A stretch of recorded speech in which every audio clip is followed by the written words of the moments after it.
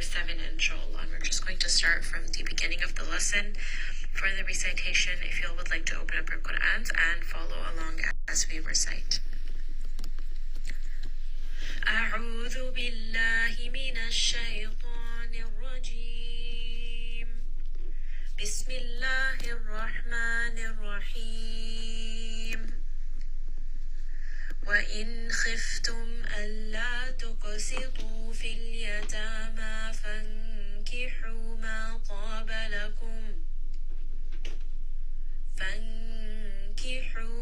طاب لكم من النساء مثنى وثلاث ورباع فإن خفتم ألا تعدلوا فواحدة أو ما ملكت أيمانكم ذلك أدنى ألا تعولوا وآتوا النساء صدقاتهن نحلة فإن طبن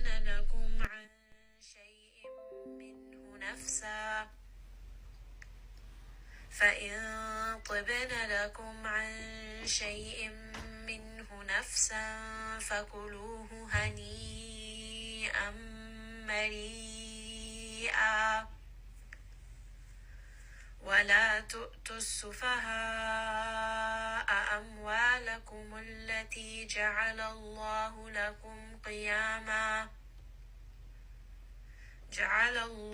لكم قياما وارزقوهم فيها واكسوهم وقولوا لهم قولا معروفا وابتلوا اليتامى حتى إذا بلغوا النكاح فإن آنستم منهم رشدا فادفعوا إليهم أموالهم ولا تأكلوها إسرافا وبدارا أن يكبروا ومن كان غنيا فليستعفف ومن كان فقيرا فليأكل بالمعروف فإذا دفعتم إليهم أموالهم فأشهدوا عليهم وكفى بالله حسيبا للرجال نصيب مما ترك الوالدان والأقربون وللنساء نصيب مما ترك الوالدان والأقربون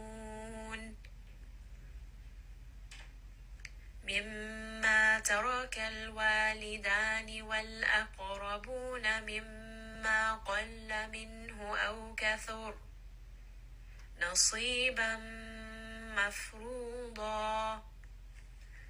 So inshallah, that is our lesson starting from ayah number 3 to ayah number 37, inshallah. Now for our theory, we are going to continue the topic of makhraj, and we were on the general area of al-lisan, or the tongue. And in the last class, we did the letters ta, da, and ta. So these are the 3 letters that come from the top of the tip of the tongue, and they are going to be touching the gum line of the upper 2 teeth. Now this is very, very important that when you are saying these 3 letters, ta, dal, and ta, your tongue should not touch your teeth. This is important because the next 3 letters are said by having the tip of the tongue touching the edge of the upper 2 teeth. So if you're moving your tongue to your teeth, the sound of the letters actually becomes mixed together. So for example, if you have the letter ta and you move your tongue to your teeth, it is going to sound like tha, ta and tha. So it should have 2 distinct sounds. Also for the letter dal. So for dal, if you move your tongue between your teeth, it is going to sound like dal.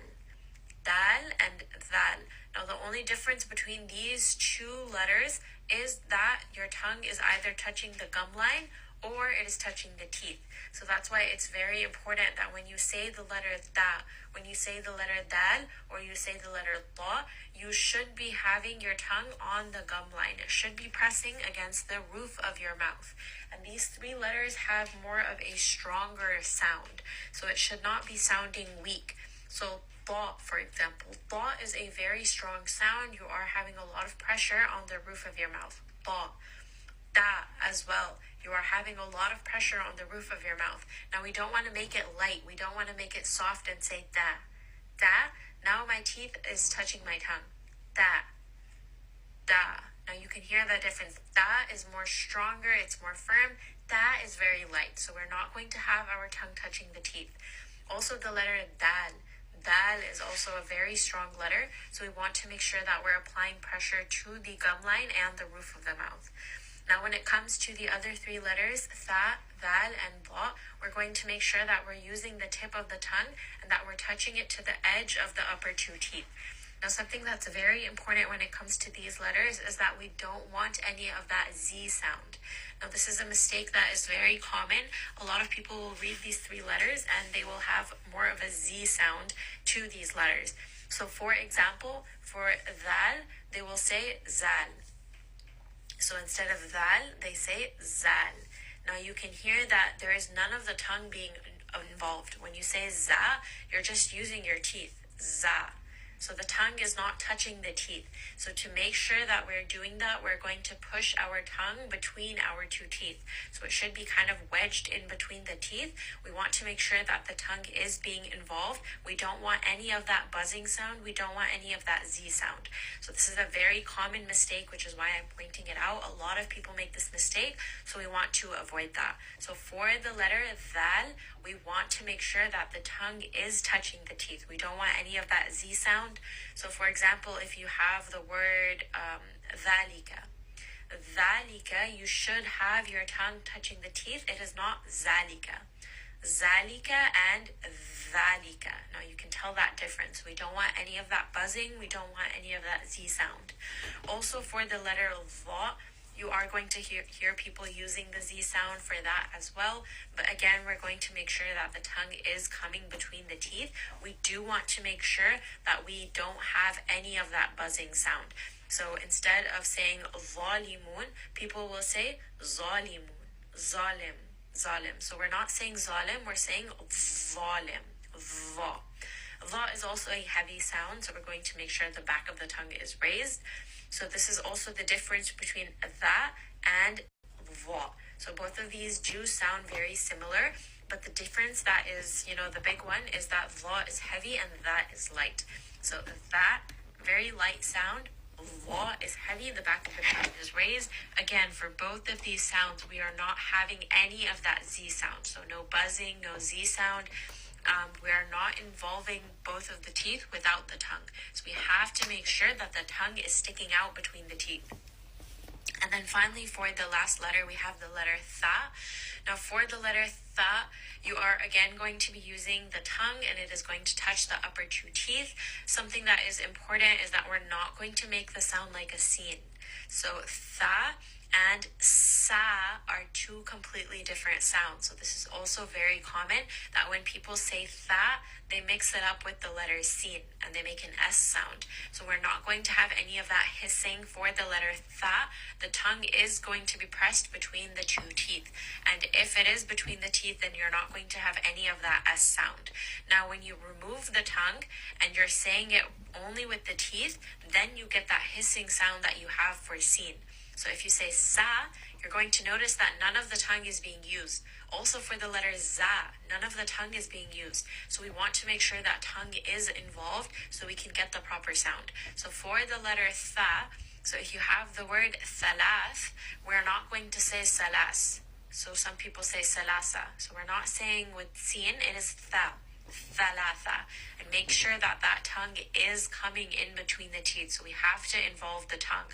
The reason why I'm emphasizing this is that the next three letters are very, very similar and you use them without using the tongue. So the tongue does not touch the upper edges of the teeth. So for the letter Sin, for the letter Zay, for the letter Sad, for these three letters, we are not using the tongue on the upper teeth, which is why it's important that we distinguish all of these letters. So this is why I kept emphasizing the difference between these letters. So for example, the first one we did, da, and ta. The tongue is not involved with the teeth at all. If it does become involved with the teeth, it begins to sound like tha, and va. And for these three letters, tha, and va, if you are touching the bottom of the teeth or you're using both teeth and no tongue, then it starts to sound like sa, za, and za. So this is why it's so important that we make sure that we're using the correct makhraj, other all of these letters start sounding the same. So again, for the letter tha, we don't want any of that Z sound. We are not going to involve the teeth alone. We have to have the tongue in between. For the letter Za as well, there is going to be none of that Z sound. Make sure that you have that heaviness as well by raising the back of the tongue.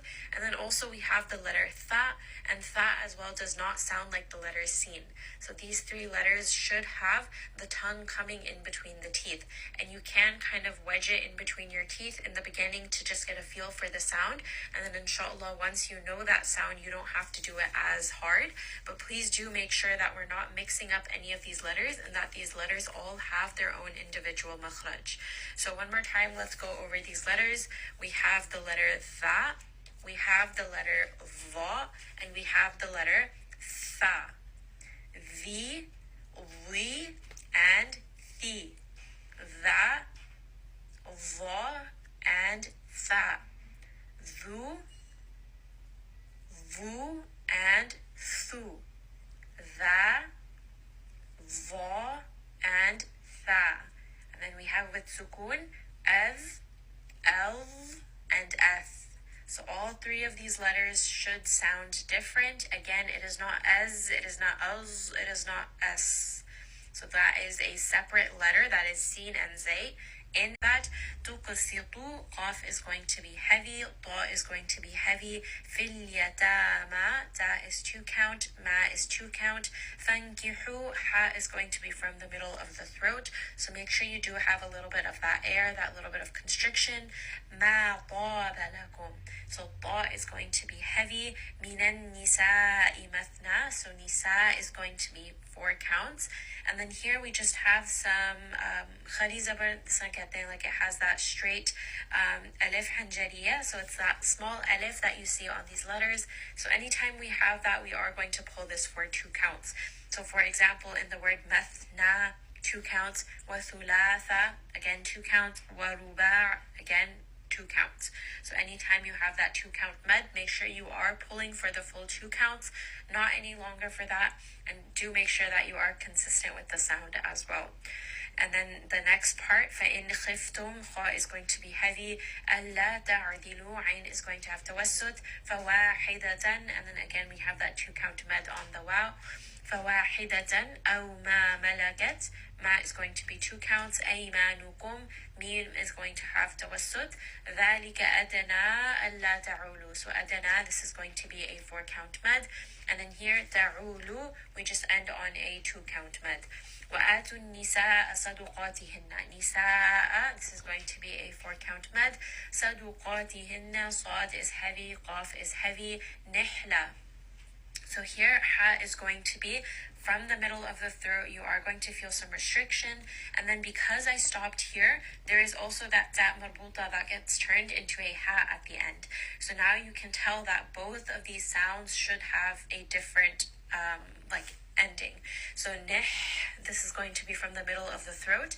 La is going to be from the chest. So you can hear the sound is changing depending on where it's coming from. So middle of the throat, nih, and then the chest, la, nih, la. So you hear that both of these do have that different sound. So make sure that you are paying attention to that. فَإِن طِبْنَ لَكُمْ, طَ is going to be heavy, ba has qalqala, لَكُمْ عَنْ شَيْءٍ مِّنْهُ نَفْسًا فَكُلُوهُ هَنِيئًا, this is a 4 count med, مَرِيئًا, this is a 4 count med, and then we are ending here on a 2 count med, this is med al-iwad.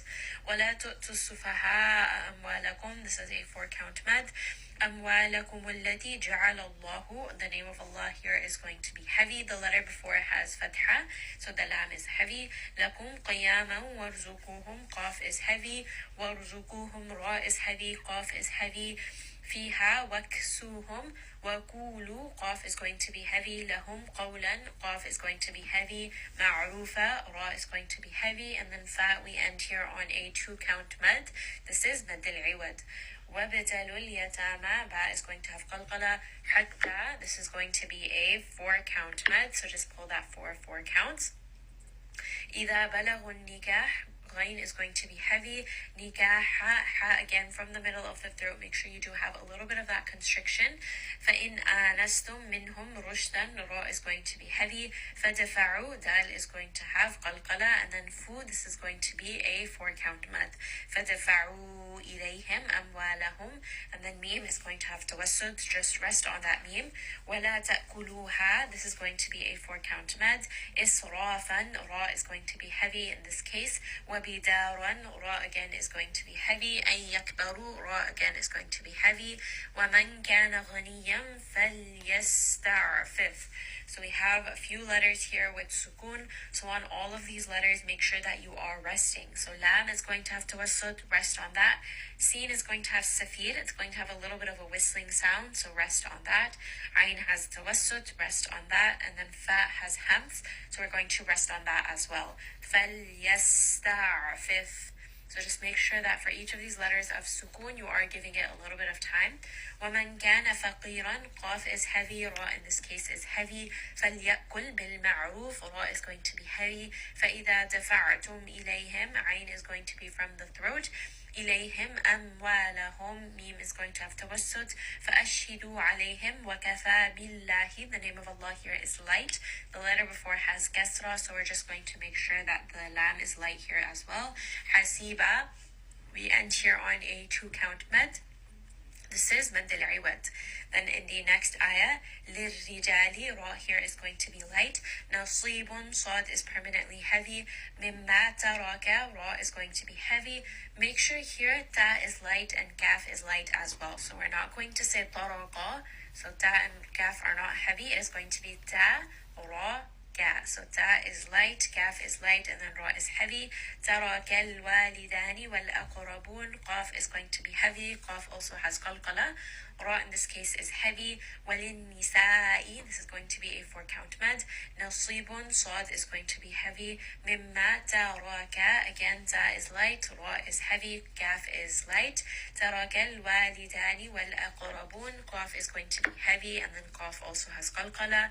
Ra is going to be heavy. مِمَّا قَلَّ مِنْهُ أَوْ كَثُرْ. Qalla, qaf is heavy, lam is light. أو كثر. Ra in this case is also heavy. نصيبا. Sad is permanently heavy. مفروضة. Ra is heavy, and then dad is also heavy. And then we end here on a 2-count mad. This is mad al-iwad.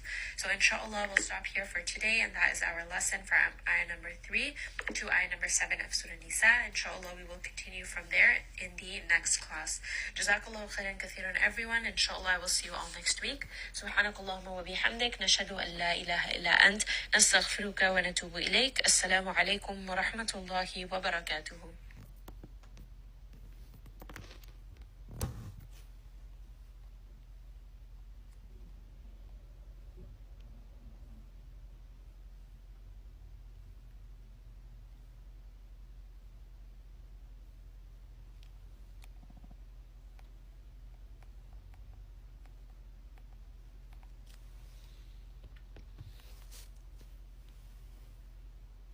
Assalamulaikum warahmatullahi wabarakatuhu.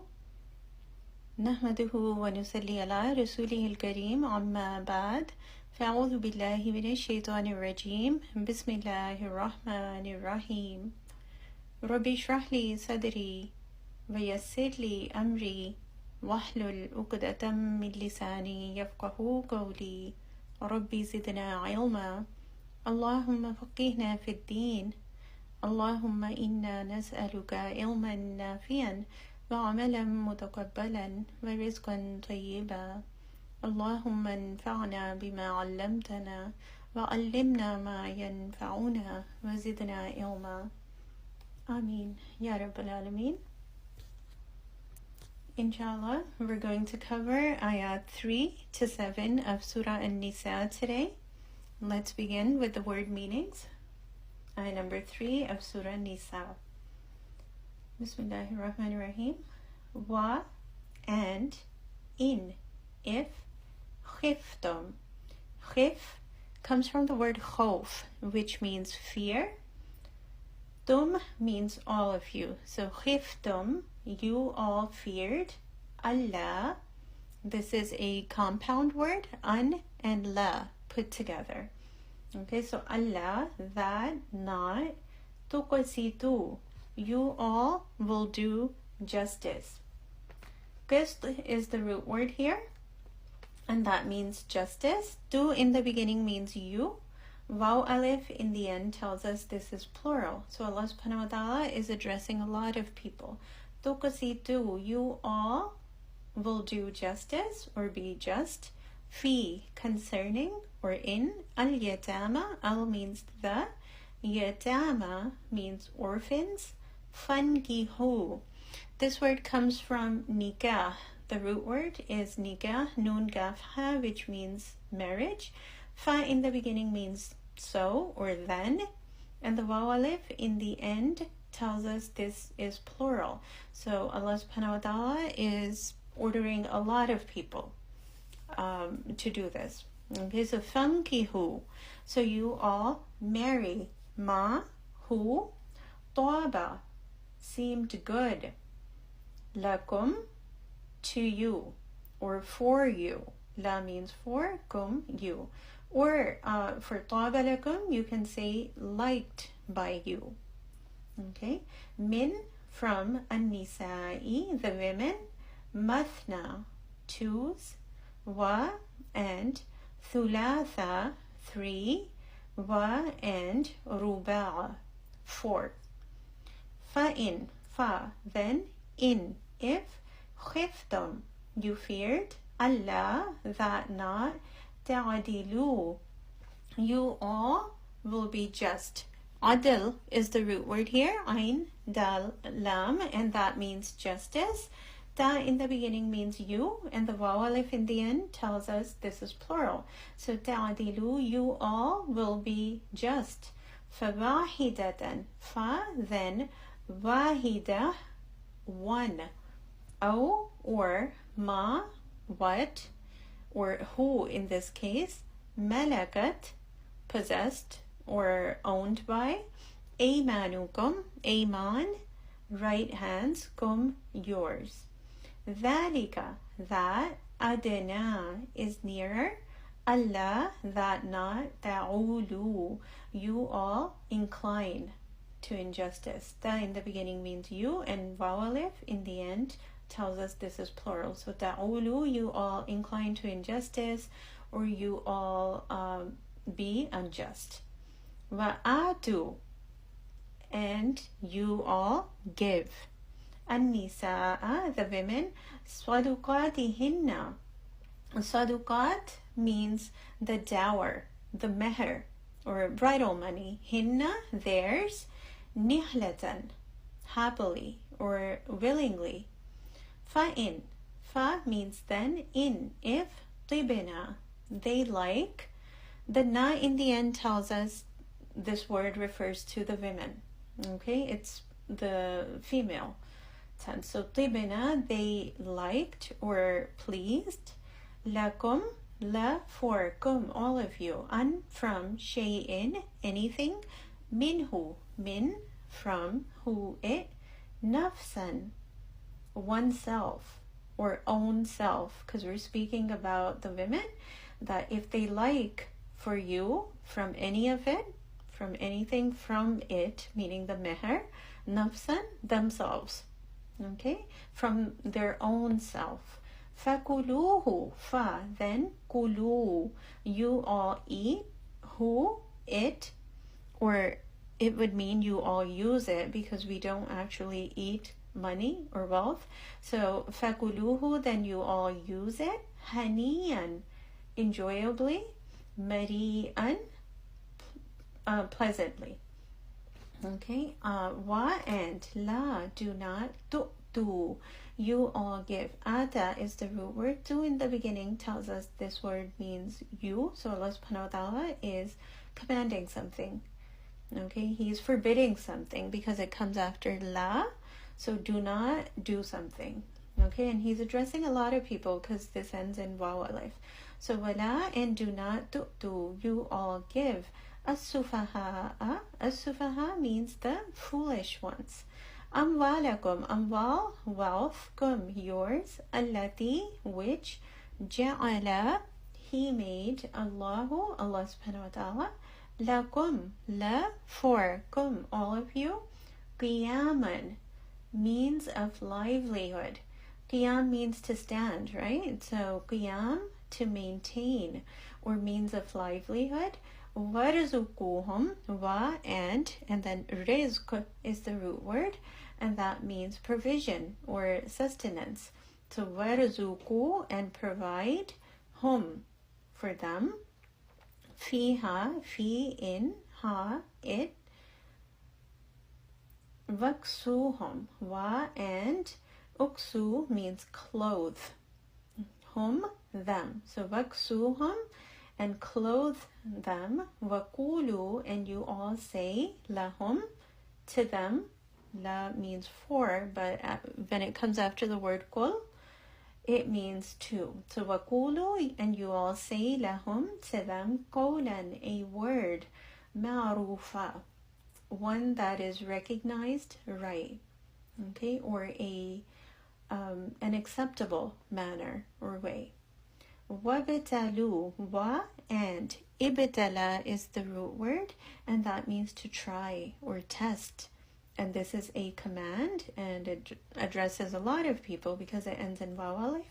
So wabtalu, and you all test, and you all try. Al-yatama, the orphans, hatta, until, idha, when, balagu, they reached. And this word is plural because it ends in waw alif. An-nikah, the marriage, or the age of marriage or maturity. Fa, then, in, if, anastum, you perceived or you sensed, minhum, min, from, hum, them, rushdan, maturity or righteousness.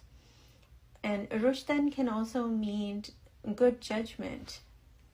Fadfa'u, fa, then, and then idfa'a means to return, okay, to turn away, so repel. So fadfa'u, then you all return, ilayhim, ilay, to him, them, amwalahum, their wealth. Wa, and, la, do not, ta'kuluha, ta'kulu, you all eat, ha, it, israfan, extravagantly, wa and bidaran, hurriedly, an, that, yakbaru, they grow up.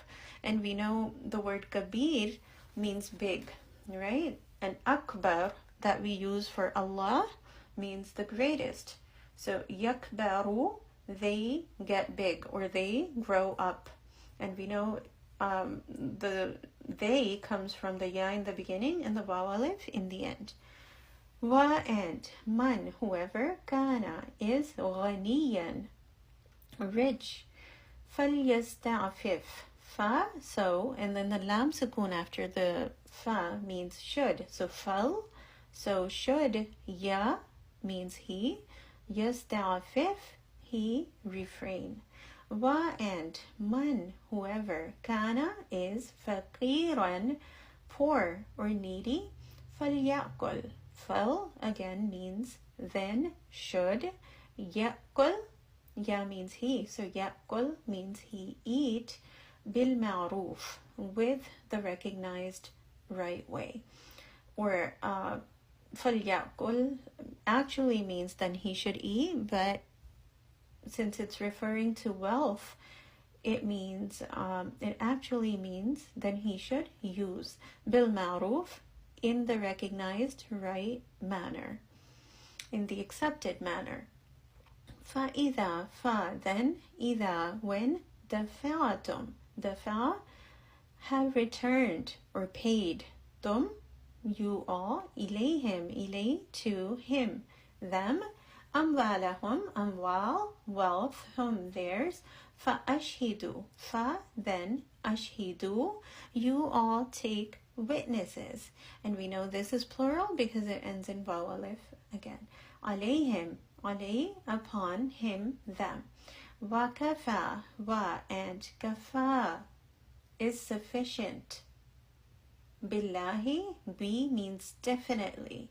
Allahi, Allah subhanahu wa ta'ala, hasiban, as reckoner or account taker. Hisab means account, right? So hasiban is one of Allah subhanahu wa ta'ala's attributes, and it means as account taker. Lirijali, li means for, al means the, and rijal, men, nasiban, a share or portion, mimma. And this is a compound word made up of min, which means from, ma, what. So mimma, from what, taraka, he left, al-walidani, the parents. Or you can leave out the he. So taraka left al-walidani, the parents, wal-aqrabun, wa, and al means the, aqrabun means the close ones or the near relatives. Wa, and lin-nisa'i, li means for, an-nisa means the women, nasibun, a share, mimma, from what, taraka, left, al-walidani, the parents, wal-aqrabuna, and the near relatives, mimma, from what, qalla, it was less, minhu, min, from who, it, aw, or, gathur, gathur means was more. Okay, we know that qalil is the root word for qalla. Qalil means a few or very little, right? So qalla, it was less, min, from who, it, aw, or gathur. This comes from kathir, which means a lot. So kathur was more. Nasiban, nasib means a share or a portion. Mafruda, one ordained. Fard is the root word here, and fard means something that is obligatory, something that has to be done. So mafruda is something that was ordered. Okay, something that Allah subhanahu wa ta'ala appointed. Alhamdulillah. Now we'll begin the tafsir of these ayat, inshallah. أعوذ بالله من الشيطان الرجيم. بسم الله الرحمن الرحيم. Last week, we learned that people should be very careful when they become the guardians of orphans after their parents die. The guardians can't take any of their valuables and exchange them for their own worthless things. And they cannot mix up the wealth of the orphans with their own in a way where it would be difficult to tell what was actually theirs and what's the guardians. Their wealth must be handed over to them when the orphans are old enough to manage it themselves. And now Allah subhanahu wa ta'ala says, وَإِنْ خِفْتُمْ أَلَّا تُقْسِطُوا فِي الْيَتَامَى. And if you fear that you will not be able to treat the orphans with fairness, this part specifically talks about girls who are orphans. If you fear that you will not be fair with them, do not marry them. This means that if the guardian or caretaker of the girl wants to marry her when she's old enough, or the guardian wants to get his son married to that girl, he has to be careful about certain things. Many times, people want to marry orphan girls just so they can take over their property or the wealth they inherited. They don't want her to marry someone else just so her property would not go to another man. So the guardian wants to get married to that girl, or he wants his son to marry the girl. But if that guardian wants to marry her when she's old enough to get married, he has to be fair to her. And that means that man should give her the meher, or the bridal money that she would have gotten if she married someone else. he can't give her a small amount or not give her any meher at all just because she lives with them. If he does that, knowing that there's nobody to check up on her, he is being unfair. According to a Bukhari hadith, when Aisha radiallahu anha was asked about this ayah, about what it means, she said, this is about an orphan girl who has a guardian. That person has a share in her wealth, which he likes, and he thinks that she's beautiful, so he wants to marry her. But he's not able to give her as much meher or dower as she would have gotten from someone else. Then that man should not insist on getting married to her. He should let her marry someone else in that case. For example, if the girl had inherited money from her father and the guardian used some of it to invest in his business, he may not want to take out money from it to pay her if she were to marry someone else. So if he plots to marry her just to keep that wealth, that's wrong. Similarly, if he doesn't like her, but he wants to keep her property or take over the money he already used from her inheritance without having to pay her back, knowing that she has no family to check on her, so he can just give her any small amount for meher and get away with it, that is wrong too. And that's why Allah subhanahu wa ta'ala warns the guardian to only marry her if he can be fair to her. If he cannot be fair with her, فَانْكِحُوا مَا طَابَ لَكُم مِّنَ النِّسَاءِ, then you should marry other women of your choice. Now, this ayah, this section of the ayah makes it clear that people should marry who they like. That is one of the requirements of nikah. People should not marry someone they don't want to get married to. At times, parents convince their children to marry someone when they don't like that person. So it leads to many problems. In the case of a son, if the parents convince him to marry someone when he likes someone else, he can't really be fair with his wife. He can't treat her in a just manner. He isn't able to live a happy life with his spouse because he keeps thinking about the other girl that he wanted to marry. In some cases, the marriage even breaks up because of that. His wife has to go through so much unnecessary stress just because his parents forced him to marry her instead of the girl he wanted to marry. So we learn that people should marry someone they like. And men can get married without a guardian's approval. They don't need their parents' or guardian's approval for marriage. So they are told that they should get married to the woman they want to marry. They don't need the wali, meaning the guardian, for their nikah to happen. And this clarifies that Islam does not allow parents or guardians to force anyone to marry a particular person. And the same goes for women. The girl has to be happy with it and give her consent for the marriage to take place in order for the nikah to happen. Otherwise, she cannot be forced. Before the nikah, she has to approve of the person she's marrying. And so does her guardian. They both have to approve. That's why the man and woman should see each other before they get married, so they know how the other person looks. So they don't complain afterwards in case they don't like the way their spouse looks.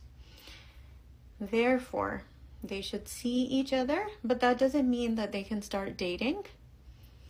So here, Allah subhanahu wa ta'ala says that men should marry women of their choice. Mathna wa thulatha wa ruba'. 2, 3, or 4. This means that men can marry up to 4 women, no more than 4. And if a man cannot be fair in his treatment of the orphan girl, if he were to marry her, he should let her marry someone else she wants to marry. Many women get really upset when they get to this ayah, when they get to this part. about men being able to marry up to 4 women. They don't think it's fair, and sometimes women even dare to complain about the companions of Jannah that men will have, because they just want to control their husbands here in this world and in the hereafter. They say that they wouldn't want to share them with anyone in Jannah. But don't they remember that they're complaining about the orders of Allah? They should just focus on getting to Jannah instead of complaining about things here. How can we be so sure that we'll actually end up in Jannah anyway? So we shouldn't complain about things that we know will happen there, because we don't even know for sure if we'll end up there. Some women even complain, astaghfirullah, that women are not allowed to have 2 or 3 or 4 husbands. So why are men allowed to have up to 4 wives if they choose to? Don't they think about how degrading that would be for them, to be used by men to fulfill their needs? Because a man basically uses his wife to fulfill his needs. Allahu Akbar. Having one husband who honors them is honorable. It's respectful. Lots of women say that they want just as many men in Jannah as there will be the maidens of Jannah for the pious men. But it seems like they don't really understand what that would mean. So this part of the ayah tells us that men are allowed to marry 2, 3, or 4 women. We will go over what this meant back in the times when this ayah was revealed and what it means now. During those times, there was no limit to the number of women men married. And it was very common for men to have like 10 wives or even more. When this ayah was revealed, Prophet Muhammad ﷺ told one of the Sahaba, one of his companions who had 10 wives, that he could only keep 4 of them. The rest of them would have to be divorced. Because Allah subhanahu wa ta'ala set a limit to the number of wives a man could have. And Prophet Muhammad ﷺ told another Sahabi who had 9 wives the same thing. Before Islam, there was no limit. But Allah subhanahu wa ta'ala set a limit. So men could not have more than 4 wives. Nowadays, some people think it's strange that men have been told to marry up to 4 women. But remember, this is not compulsory. They don't have to marry 2 or 3 or 4 women. It's up to the man. But Allah has given him permission to marry up to 4 women. He has the right. And a lot of women ask why. They think it's unfair to them. But there's so much wisdom behind this order. We know that so many people don't even want to get married these days, right? There's a lot of youngsters who don't want to get married these days. They don't feel the need to, because they randomly move in with someone and they live with that person. And then they leave them whenever they want. But that is forbidden in Islam. Everyone must be clear on that. It's haram.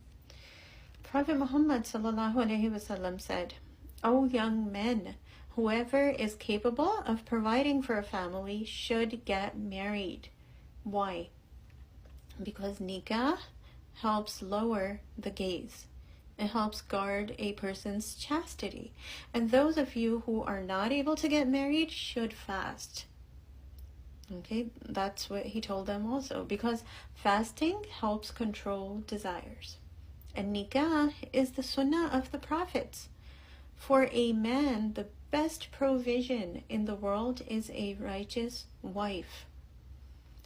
And Ibn Majah hadith says, for a true believer, after having fear of Allah, the next best thing, the most beneficial thing, is his pious wife. So men have been told that being married to a righteous woman has great benefits. But many men don't even want to get married these days because they have easy access to so many women. There are many benefits of marriage. One thing people should know is that Allah subhanahu wa ta'ala says that the spouse is a source of comfort.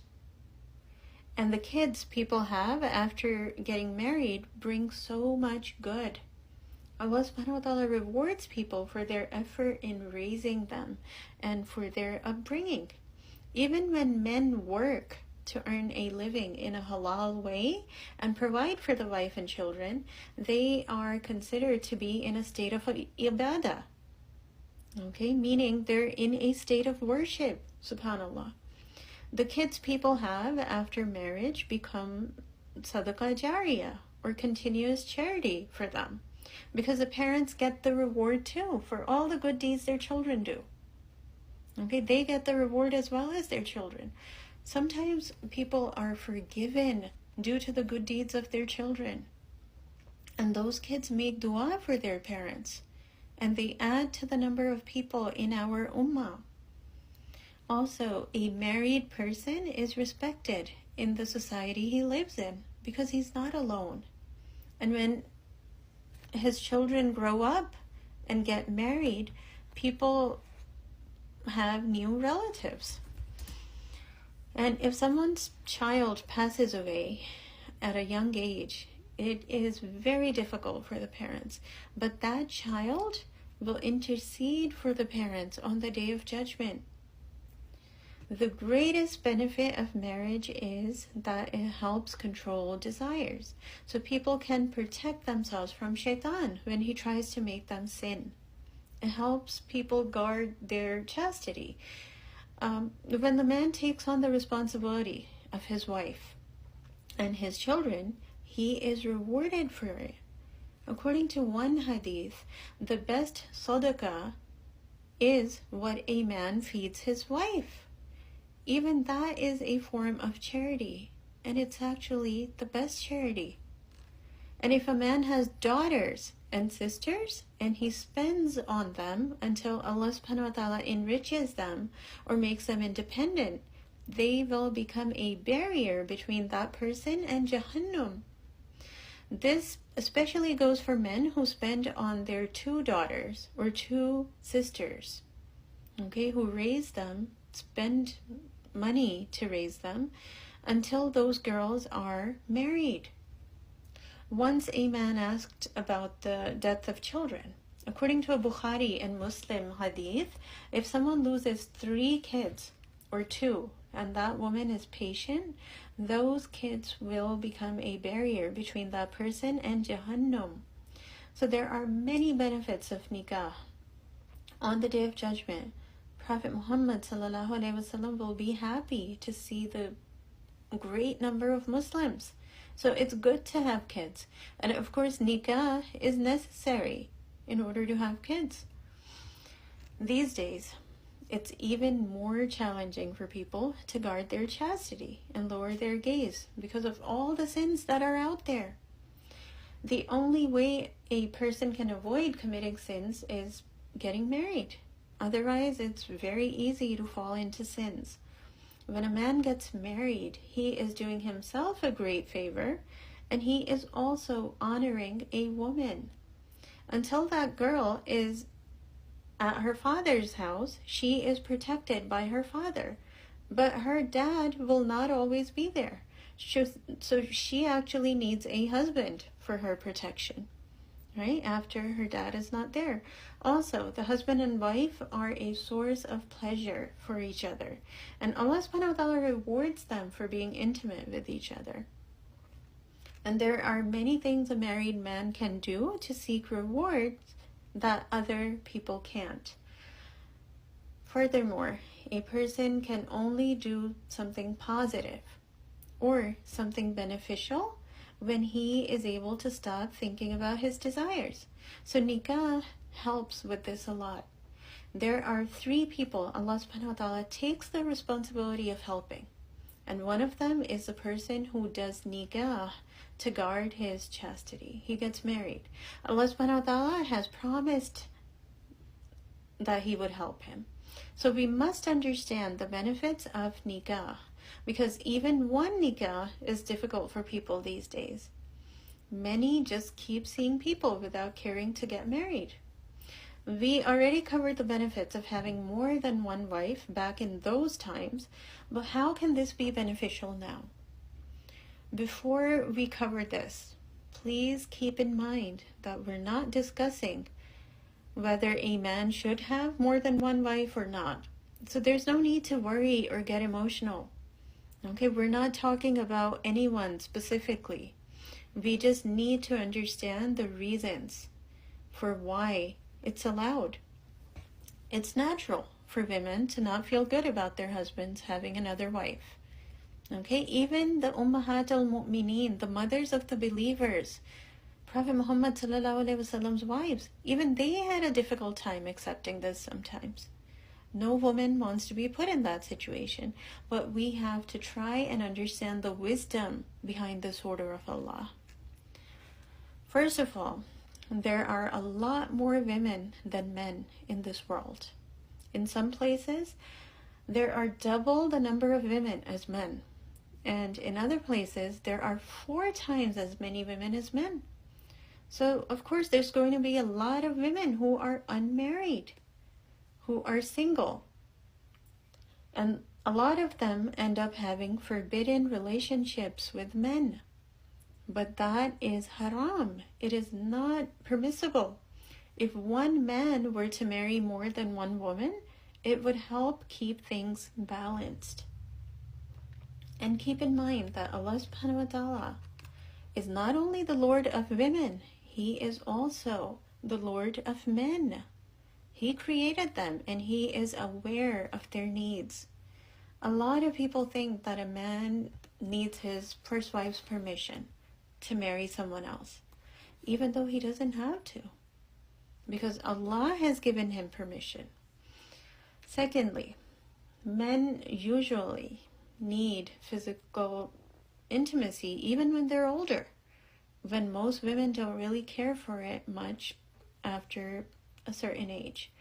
In that case, if a man has just one wife and she loses interest in being physically intimate with him, he may end up falling into sin by having unlawful relationships with other women. Another thing to think about is the case of a woman who is not able to have children and her husband wants kids. If he was allowed to marry one woman, he would have to divorce her first before being able to marry someone else. But Allah subhanahu wa ta'ala has allowed him to marry another woman and keep his first wife as well. Isn't it better than having to leave his first wife? In another scenario, if a woman is ill and she can't fulfill her husband's needs and he's healthy, the only sensible option for him would be to marry a second woman. If he was told that he could only have one wife, it increases the chances of him falling into sin, because his wife is the only lawful way for him to fulfill his desires. Then imagine if a man is attracted to another woman that he wants to marry when he's already married. He doesn't need to divorce his first wife to marry the second. He can be married to both, according to Islam. Also, some men have a greater need for physical intimacy. If his wife's monthly period lasts for a long time, or if she is impure after having a baby for a long time, and it's not possible for him to wait that long, it's better for him to get married to another woman too, instead of him getting caught up in something haram. If a man had taken more than one wife, the chance of one of them being available increases. So please don't think that you're talking about yourself, because then we start reacting negatively and we complain that it's unfair without understanding the reasons for why Allah allowed certain things. If the wife doesn't take out time for her husband, or she's not available for him, or doesn't care to be intimate with him, there's a chance of him committing zina. Even if it's not anything physical, it may be zina of the eyes or the ears. It's all forbidden. And many women are okay with their husbands cheating on them with other women, as long as they don't marry those other women. just so they can only be their husbands. But Allah subhanahu wa ta'ala has sent rules that are good for everyone in society. When a man has more than one wife, the chances of him committing zina decrease. However, Allah subhanahu wa ta'ala tells us this can happen only under one condition: him being married to more than one wife. Only under one condition. فَإِنْ خِفْتُمْ, but if you fear أَلَّا تَعْدِلُوا, that you will not be able to maintain justice between your wives, فَوَاحِدَةً أَوْ مَا مَلَكَتْ أَيْمَانُكُمْ, then marry only one or any female slave you may own. Slaves do not exist anymore, and nobody can try to apply this rule to servants and maids, because they're not slaves. And since slavery does not exist anymore, there's no need to discuss that part further. But back in those times, female slaves were captured as prisoners of war, and then they were divided up among people. And the owner was allowed to have physical relations with her. Now, everyone should know that it's not lawful for a man to have physical relations with anyone but his wife. Now let's focus on the first part, where Allah subhanahu wa ta'ala says that if you fear that you will not be able to be fair between your wives, then just marry one. Because Islam orders people to fulfill duties towards the spouse. Marriage is not just meant for enjoyment. So men cannot think about marrying more than one woman if they can't fulfill their rights. That is not allowed. Allah subhanahu wa ta'ala says in a part of this surah that comes later, فَلَا تَمِيلُوا كُلَّ الْمَيْلِ فَتَذَرُوهَا كَالْمُعَلَّكَةِ, then do not incline towards one and leave the other one as suspended. Unfortunately, this is what usually happens now. If a man marries a second wife, he leaves the first one hanging, and the woman just tolerates it because she doesn't want to divorce him. He keeps her in his nikah, but he doesn't treat her fairly. And at times, men even leave their kids that they have with the first wife when they marry a second. They don't bother fulfilling those rights of the children or the mother, their first wife. Some don't even provide for the first wife, and then she becomes dependent on her parents. So Allah subhanahu wa ta'ala warns men to treat their wives fairly if they intend to have more than one wife. That doesn't mean that he has to love them equally, because obviously that's not in his control. He can't control that. What adl or justice means here is that he must spend the same amount of time with each. For example, if he spends a day and night with one, he has to spend the next day and night with the other one. It's the same with providing for them. He has to treat them the same way, and whatever he gives one, he has to give the other as well. It's rare for men to marry more than one woman nowadays. Most men are fine with just one wife because it's really expensive to maintain even one household. More than one would be very difficult. So when women complain about men being allowed to have more than one wife, they should remember that it hardly ever happens now anyways, because of all these rules that Allah subhanahu wa ta'ala has sent. So any man who fears Allah, any man who has taqwa, he knows that it's difficult. It's testing himself. Okay, so most men don't get themselves caught up in anything like that. And if a man does intend to marry a second wife, he has to think about it carefully and then decide if he can handle it and be fair in his treatment to both. Okay, in his treatment of both, he has to be equal. According to Hadith, if a man has two wives and he does not treat them equally, he will be resurrected with half his body on the Day of Judgment. Adl is difficult. It's not easy. We all know that Prophet Muhammad ﷺ loved Aisha radiallahu anha the most. But he treated all his wives equally. He spent the same amount of time with all of them. Even when he was very ill, before he passed away, he asked the rest of them for permission to stay at Aisha radiallahu anha's house. He asked them if they were okay with it. Before that, he used to go to each wife's home, even when he was ill. Only when he became very weak and he relied on someone else to even help him walk, that's when he asked them for permission to stay at Aisha radiallahu anha's. Even though Allah subhanahu wa ta'ala had given him permission to spend time with whom he wanted. There were no restrictions on him. But all the other men, Allah subhanahu wa ta'ala has ordered that they must be equal in their treatment of their wives if they have more than one. Okay, so they need to be very careful. But sadly, most are not careful about this matter, and they don't treat their wives fairly or equally if they have more than one. ذَلِكَ أَدْنَى أَلَّا تَعُولُوا. That will be more suitable, so that you may not incline towards one and be unjust towards the other. You may deviate from the right path. So it's more suitable to marry just one woman to make sure that you don't do injustice.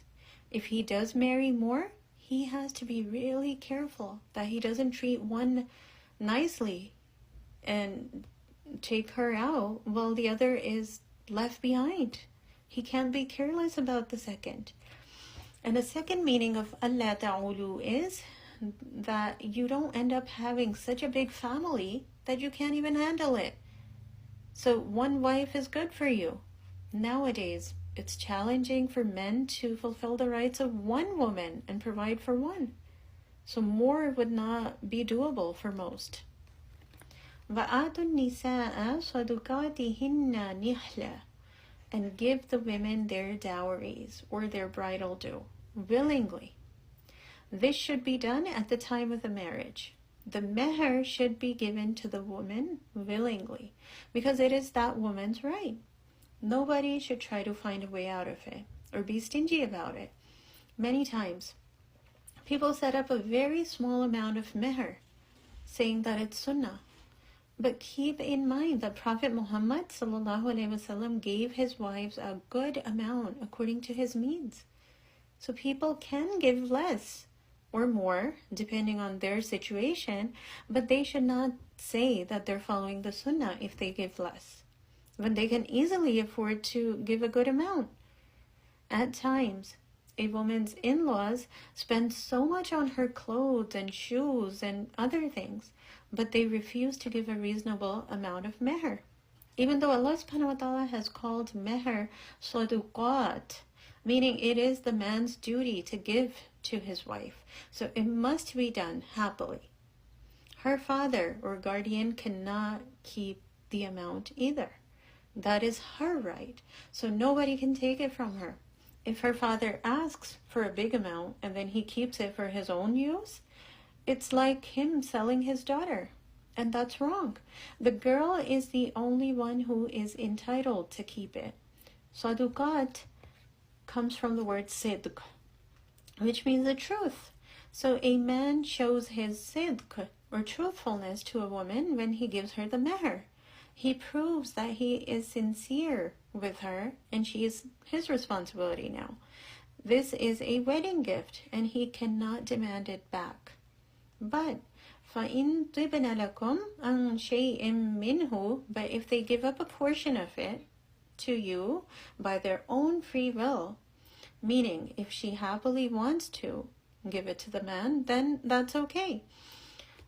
Like if she was given jewelry as her meher and she gives him some of it to sell so he can invest in the amount he gets for it, nafsan, herself, by her own choice, that she gives it to him happily, فَكُلُوهُ هَنِيًّا مَرِيًّا, then you can enjoy it with pleasure. There's no issue with that then. So you can use it pleasantly. And then there shouldn't be any problems due to it afterwards. she can't remind him about it later and say that he took it from her and used it. He can use it if she gives it to him happily. This shows us how important it is to pay meher. Many people have it written down, but they don't bother paying it, and they never intend to. If a woman asks for it, they think that she's being greedy. They think whatever the man spends on her is enough. So she shouldn't want it. But Allah subhanahu wa ta'ala says it's important. Whatever gift a man gives his wife, he cannot take back. We learn from hadith, giving someone a present and taking it back is like a dog vomiting and then licking it. Astaghfirullah. Think about how common it is for people to ask for everything back if an engagement or a marriage breaks. That's wrong. The only exception is if a woman forgoes the meher happily and gives it to her husband. But with all other presents, taking them back is really bad, like we learned from hadith. If a man dies without paying the meher, the dower, to his wife, that meher is a loan that he has to pay her. And sometimes families ask her to forgo it then. And she does because there's no option. So this meher, or a bridal gift, is important. It has to be given to the girl happily, and an amount that is reasonable. Okay, something that is reasonable for both the man and the woman. So God forbid if the man passes away, or if they were to get divorced, at least she would have enough to get by for some time. We all know that Prophet Muhammad ﷺ was not wealthy, but he gave his wives a good amount of meher. Of course, it should be an amount the man is comfortable with paying. So if he can't afford to pay a lot, he shouldn't be expected to set a big amount. Okay? If the girl or her family are being unreasonable by asking for too much when they know he can't afford to give that amount, that's wrong too. But for people who have extravagant weddings and spend a lot on other things, they shouldn't just ignore the meher part as if they can't afford to give it. Many times, people even set a big amount as meher just to announce it, so they can tell people that it was a lot, and then they never bother to give it afterwards. Normally, a man is supposed to give the woman her bridal money right after the nikah. But if he is unable to, they can set a mehri muajjal, which means that a time is set by which the man will give it to her. He can either give some of it at that time of nikah and some later, or he can give it to her in portions at different times. If they don't take it seriously, this matter of meher, they're basically mocking the ayat of Allah subhanahu wa ta'ala. This also proves that women can keep their own money if they prefer to keep it separate. They don't have to let their husband use it whenever he wants. If she's happy to share it with him, of course it's fine, but she shouldn't be forced. And it's the same with the husband. If the wife uses his money and she's sure that he's fine with it, she doesn't have to ask him first. Otherwise she does. Because according to hadith, one person's wealth is only lawful for another to use if that person happily allows them to use it. We should train our kids to ask permission to use something when they're using someone else's things from a young age. Of course, they should learn to share, but they should know about having to ask first for permission. So if the woman gives the meher to him happily, he can take it and enjoy it. She shouldn't bring it up later as if she did a favor for him by giving it to him. And he shouldn't act like he never needed it anyway, but she just gave it as if he didn't care. That would hurt the other person's feelings. وَلَا تُؤْتُوا السُّفَهَاءَ أَمْوَالَكُمُ الَّتِي جَعَلَ اللَّهُ لَكُمْ قِيَامًا. And do not entrust your property, which Allah has made a means of support for your family, to foolish people. Allah subhanahu wa ta'ala teaches people something really wise here. He tells us that money or wealth is a blessing from Allah. So when we use that blessing, we should be careful with who we are giving it to. The word sufaha is used here, and it refers to people who don't understand the value of money in this case. So it may be someone who is too young to understand, like a child, and sometimes it can even be older people who are not wise about spending. So don't give your money to them because your livelihood depends on it. That money is a means of your well-being, of you being able to provide for yourself and your family. So handing it over to someone who is not mentally mature or someone who isn't intelligent would mean you're risking it. Don't hand it over to them to waste. Allah subhanahu wa ta'ala tells men that it's a means of livelihood for them, so they should be careful. And that money can be used for doing good deeds. So think of it as a blessing and spend it carefully. Don't waste it on useless things. We've been warned by Allah to not waste money or hand it over to foolish people. And we have been told to value it because Allah subhanahu wa ta'ala does not like it when people waste money. Handing it over to foolish people who don't understand its value might mean orphans who are not yet mature enough to understand its value. So it should not be handed over to them until they're older and mature enough. And this can mean your own kids too, because sometimes they ask for foolish things when they're young. Okay, silly things. So you have to be wise about what they should have. And remember that situations change. Just because someone has a lot right now does not mean they'll always be that way, that they'll always be able to afford everything easily. They should use that money wisely so they don't have to rely on others to make ends meet when things become difficult later. Of course, Allah subhanahu wa ta'ala doesn't tell us to be stingy either. He says, وَارْزُقُوهُمْ فِيهَا وَاكْسُوهُمْ. However, provide such people with food and clothing in a good way, but don't give it to them to waste. We're not told to be stingy, but we are told to spend wisely, to budget in an intelligent way and use money properly. If you give it to foolish people to waste, it's your own fault for giving it to them because they aren't wise enough to know. وَقُولُوا لَهُمْ قَوْلًا مَعْرُوفًا. And speak to them nicely and give them good advice. If those people or kids complain and say that you don't love them, and that's why you aren't giving them the money they want to have when other kids get that amount from their parents, it's okay. Let them say it. You still have to be nice to them and be sensible. Don't get upset with them. They just don't know any better. But you have to mind your manners. Don't laugh at them for acting that way either. Be kind.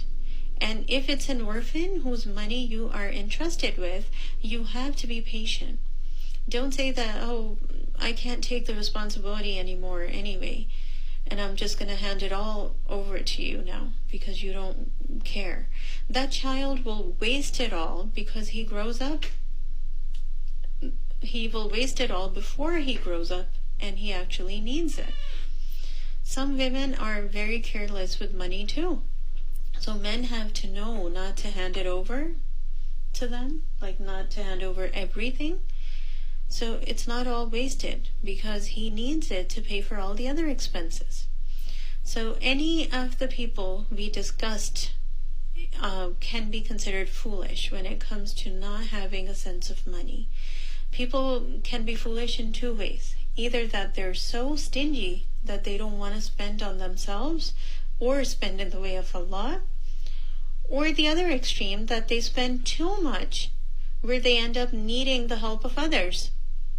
So we have to be moderate, and this is something that Allah subhanahu wa ta'ala has taught us, so we should remember these points.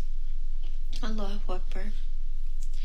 And another thing to note here is when Allah tells us not to hand over to the foolish your wealth, it means to not assign someone a position that they're not entitled to. Okay, it can mean that too. Because there are many politicians who are there just because they're related to someone in power or they know someone in power, even though they themselves don't even know how to handle their responsibility. That's not allowed. Any jobs or positions in the government should be given to those who are entitled to them. وَابْتَلُوا الْيَتَامَى, and test the orphans, حَتَّى إِذَا بَلَغُوا النِّكَاحَ, until they reach the age of marriage. This means that you have to observe them through testing them by giving them responsibilities. Assign them a responsibility or give them a little bit of money to see how they handle it, to see if they're responsible enough to manage their wealth, if it was handed over to them, now that they have reached the age of maturity.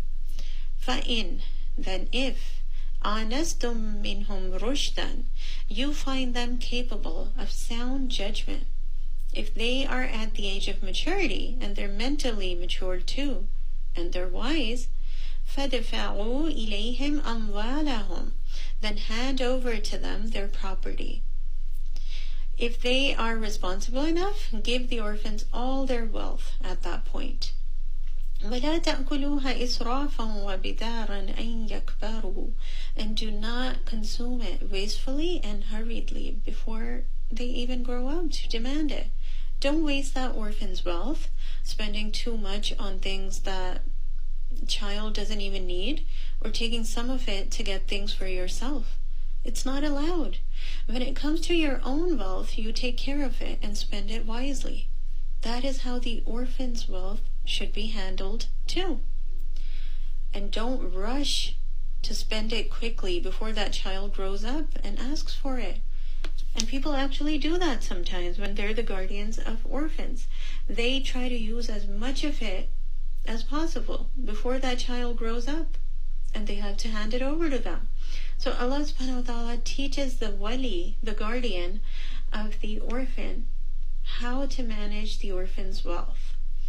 And an orphan is someone who has not reached the age of maturity.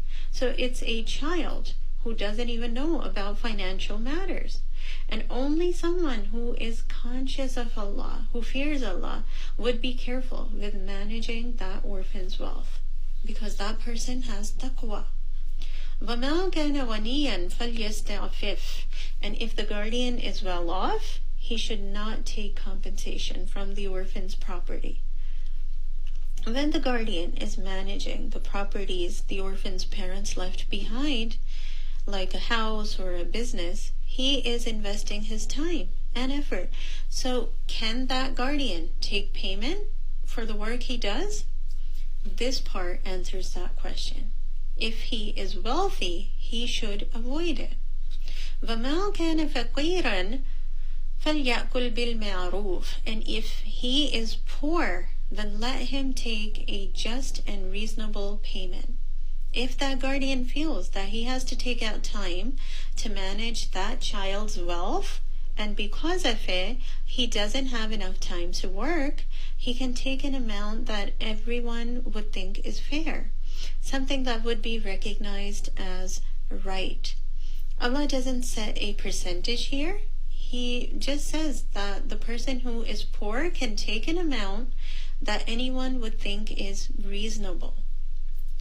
One thing we should note here is when it comes to any work for deen, any sort of work that people do for Islam, the people who are wealthy should refrain from taking a salary, whether it's some work they do for the masjid or for teaching others or managing an organization.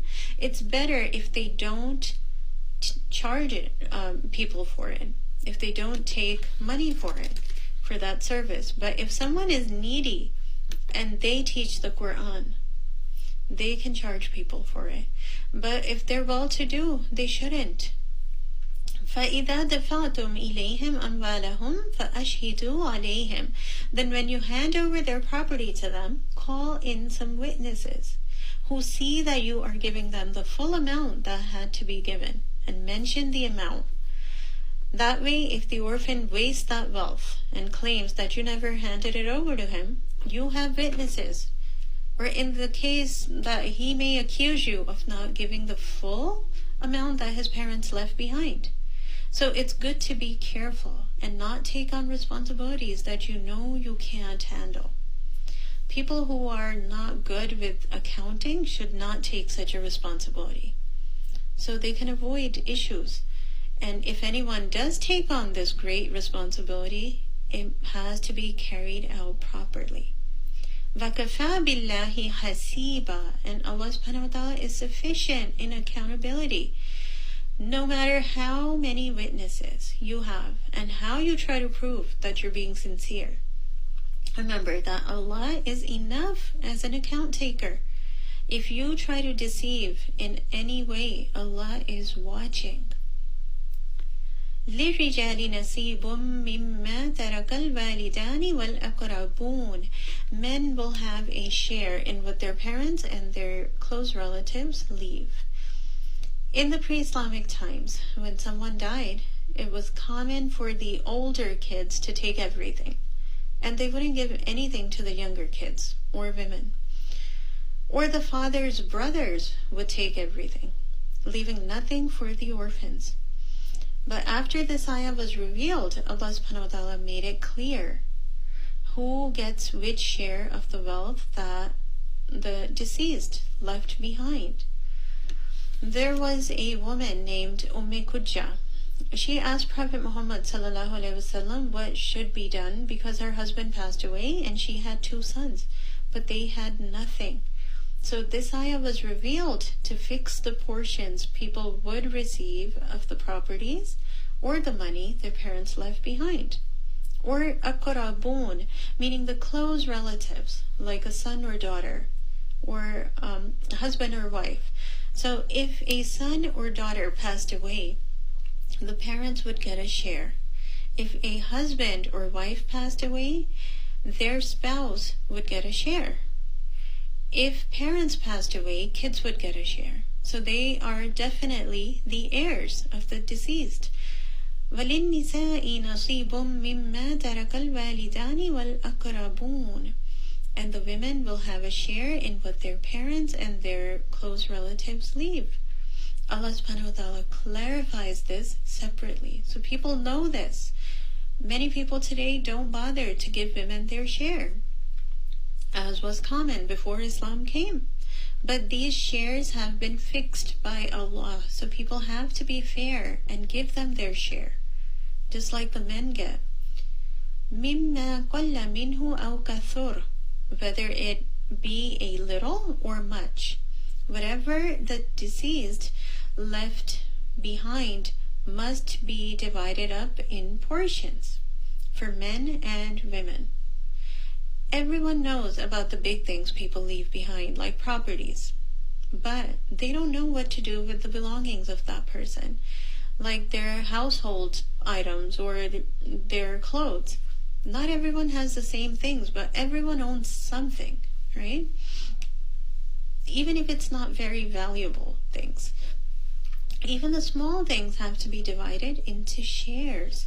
When someone dies, their wealth immediately becomes their relatives, whether they are given ownership to it right away or not. It belongs to them even before it's divided up into shares. Suppose someone left behind $10,000. If anyone takes anything from it, even $1, it means that they are spending out of the money that belongs to all the heirs, all the people who would inherit from it, and that would be deception or cheating. Nasiban mafruda, shares appointed. These shares have been ordained by Allah subhanahu wa ta'ala.